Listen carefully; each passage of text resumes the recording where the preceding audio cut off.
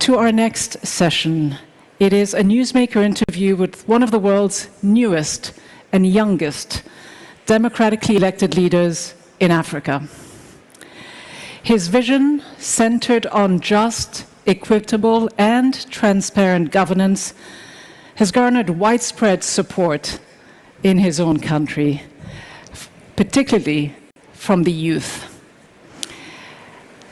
Since his country's independence in 1960, in fact, no other opposition candidate had ever won an election in the first round, a decisive win with about 54% of the vote. He is a former tax officer.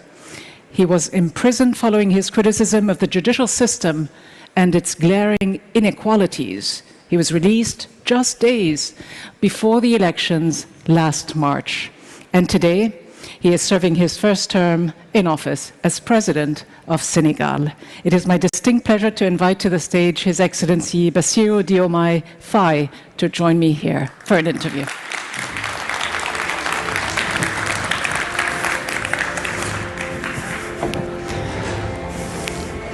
Bonjour.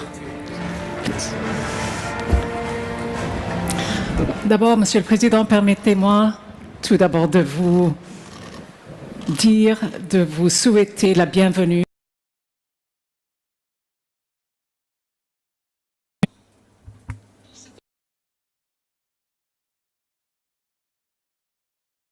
des gens au Sénégal, mais aussi par tout le monde.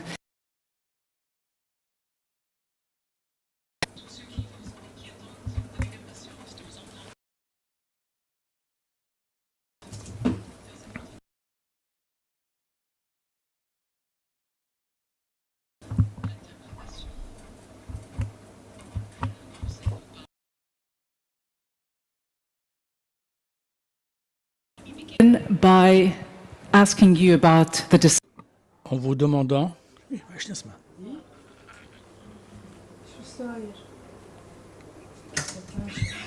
support from your country's youth. What did this victory represent for you, and what did it represent for Senegal and the wider African continent? Merci beaucoup. Permettez-moi déjà de remercier les autorités qataries, en particulier Son Altesse Royale, l'émir Tamim Ben Ahmed Al Thani, et l'ensemble des autorités qataries pour les marques d'attention qui m'ont été réservées à ma délégation. Mon élection au Sénégal est en réalité le choix du peuple sénégalais qui s'est battu. There was this option for the people of Senegal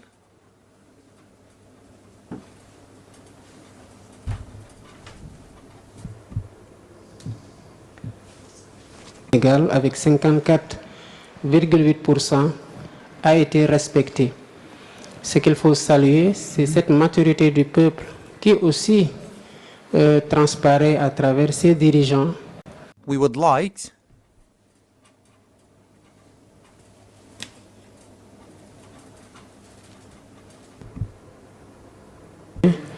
le peuple sénégalais qui a voté dans le calme et la sérénité. the Senegali people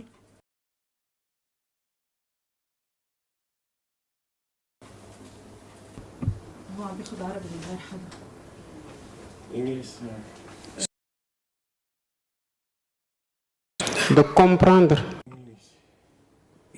no sound.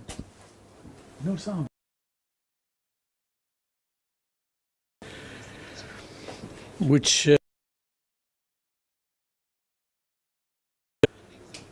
and we gave an example to all the youth in we can reach power and achieve. Quand on parle de jeunesse, vous n'avez que 44 ans, donc vous avez aussi And you have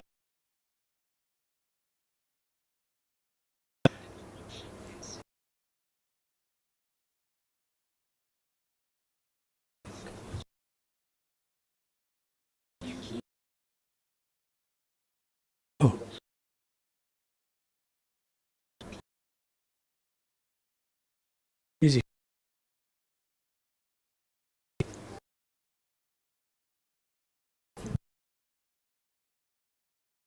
Have an Senegal the system, and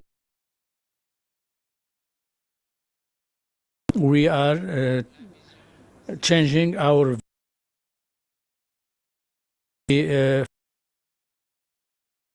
of changing our economic system is that we are targeting economic sectors, agriculture, the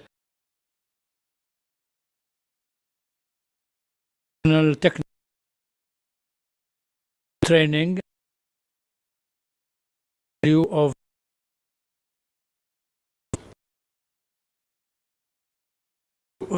products our the future of new jobs.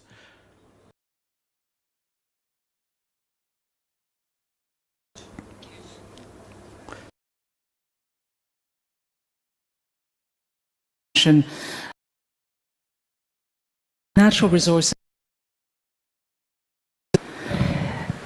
The country is on track, we hear, to start supplying oil and gas very soon.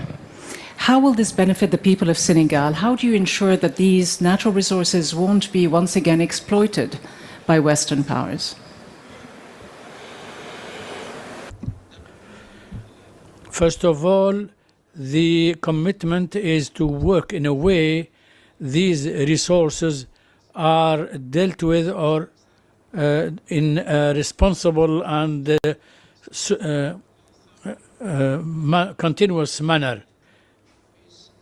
And we have to share the the outcome of these resources, and this needs transparency in the and governance in the way we're dealing with these resources. And as soon as we start exploiting those resources, petrol and gas, when I came to power, the civil society and unions and all the actors who have a better position in this process. The idea is to say that the resources they belong to the people, and the people should have and should be informed and an idea about the benefit of Senegal from these resources, and it's used in various economic sectors, in particular health, education, there's also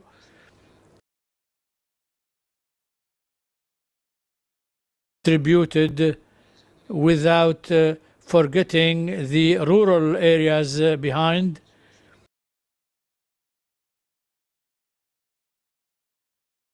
In a homogeneous way.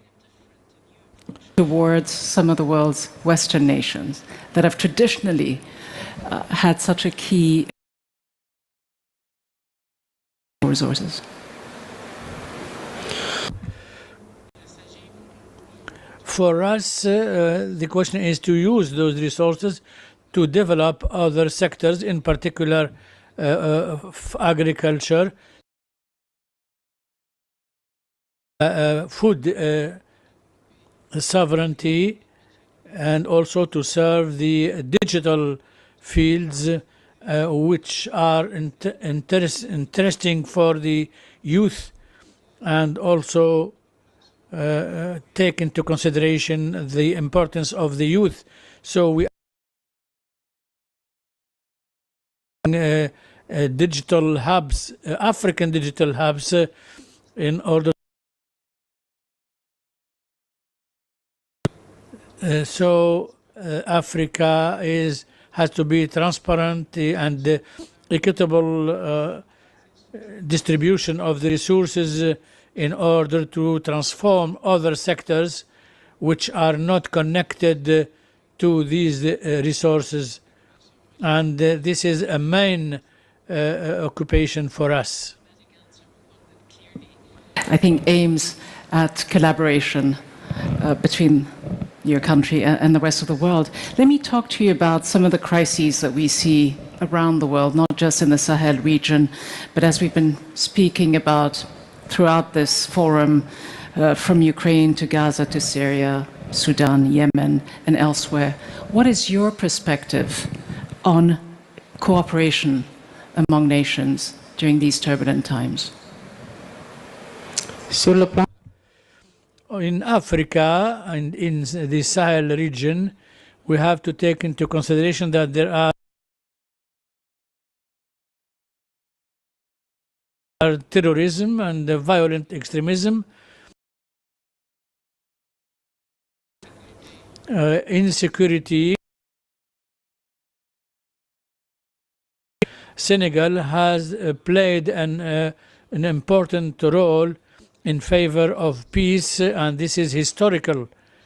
We have the same position and attitude in favoring the youth and allowing the conflicts are solved by peaceful means, especially between the African countries.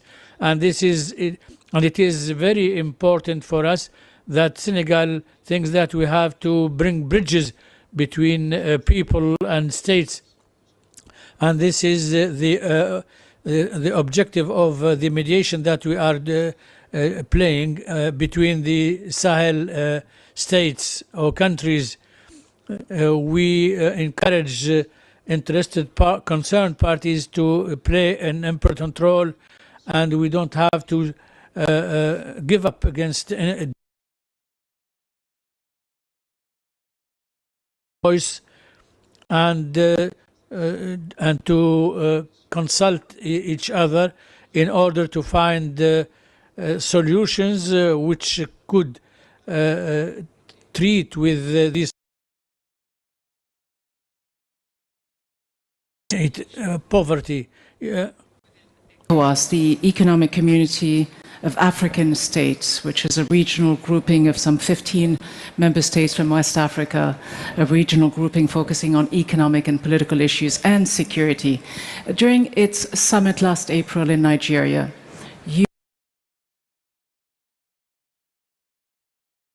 countries, Burkina Faso, Mali, and Niger, who have threatened to formally leave ECOWAS by the beginning of this year, in January. There were recent military takeovers in each one of these three countries. How much progress have you made in your mediation to try to persuade them to remain within ECOWAS, and what happens if they do leave?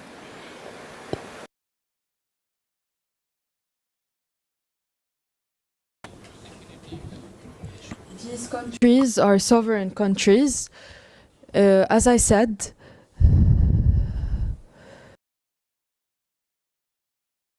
for peace and security in the world come make the difference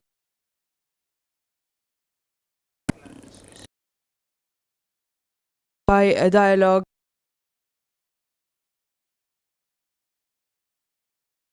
us from keeping the alliance of the Sahel, because it's here and it helps us meet the security issues faced by these countries. But the integration of the CDO has played a role in the facilitation of the circulation of people and goods. I was a mediator by the president of the CDAO, and I was also a special envoy, and he has done a remarkable job.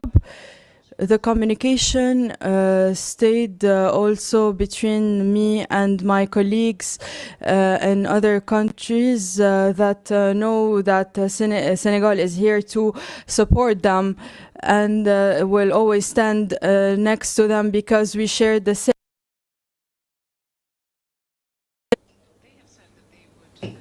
get into some kind of union amongst themselves once they leave ECOWAS.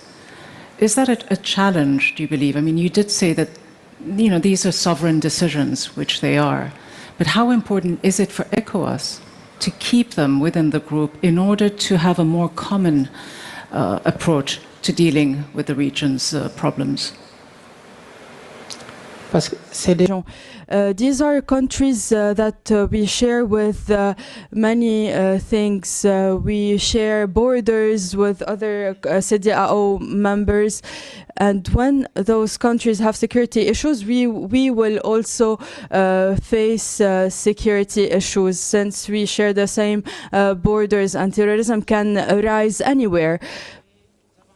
The advancements that we had in the CEDEAO through the different mechanisms should not be obscured by the issues of governance that necessitates a reform.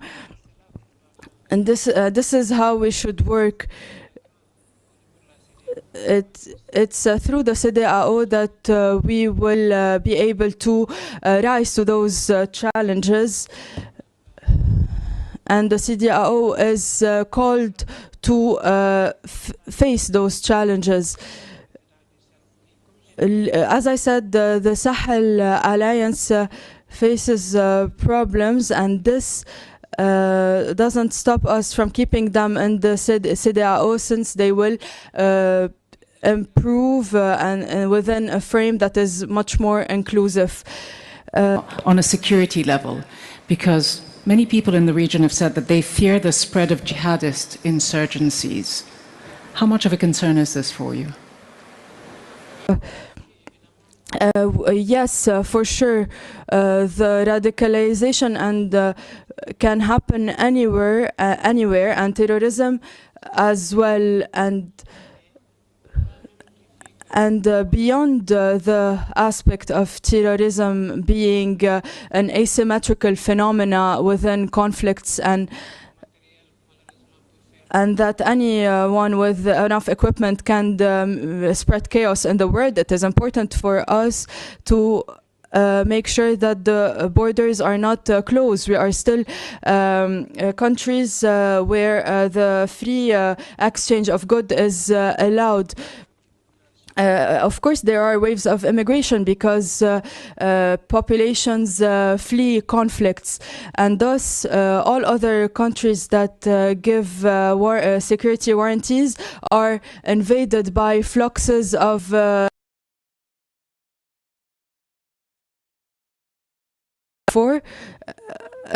security issues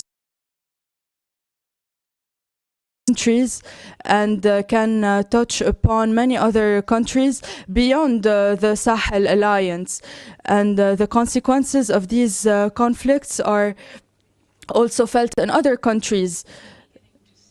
A generational shift among some of the leadership in Africa, not just in Senegal, but in some of these neighboring countries, younger leaders coming to power.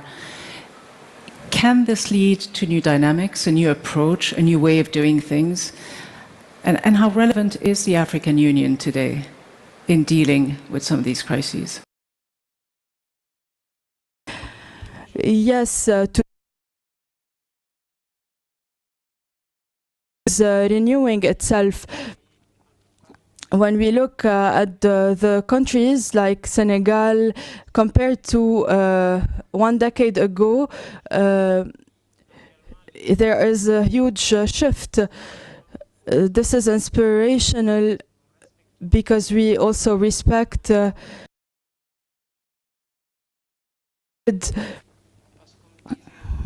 as we said, we are the result of all the efforts and that faced success and defeat.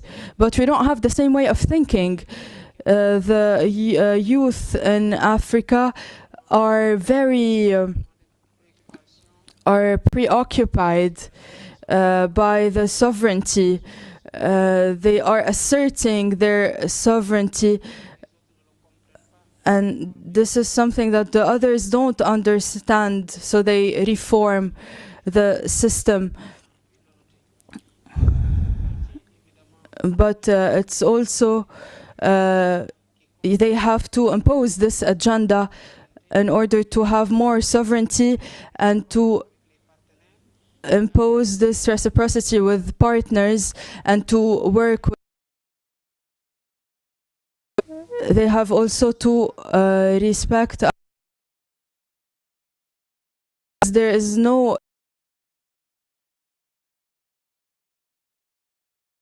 Do you believe that it's a earlier today mentioned the need for Africa's problems to be resolved by Africans themselves? Is Africa able to resolve its own problems? There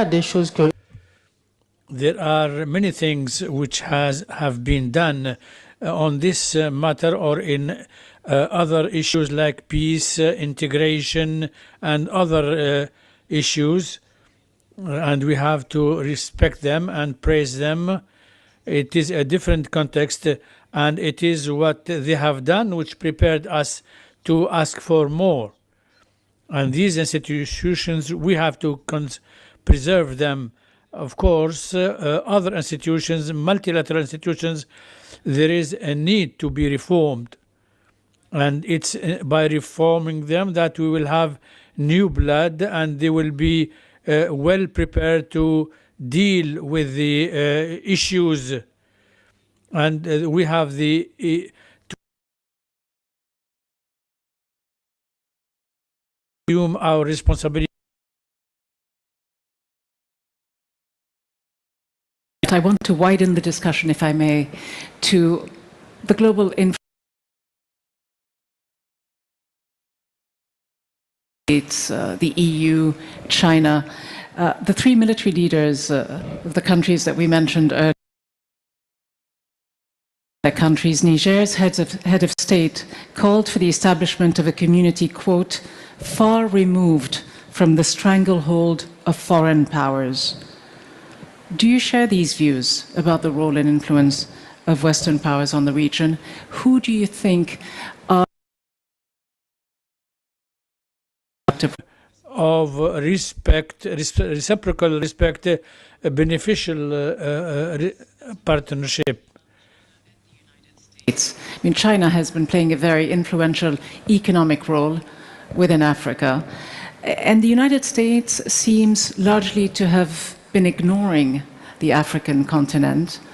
Maybe a positive thing for many, maybe not. We saw recently President Biden, in his waning days in office, finally make a trip to Africa by visiting Angola. I wonder to what extent, looking at the next US administration and the current Chinese leadership, to what extent does Senegal look towards these two nations as partners for the future?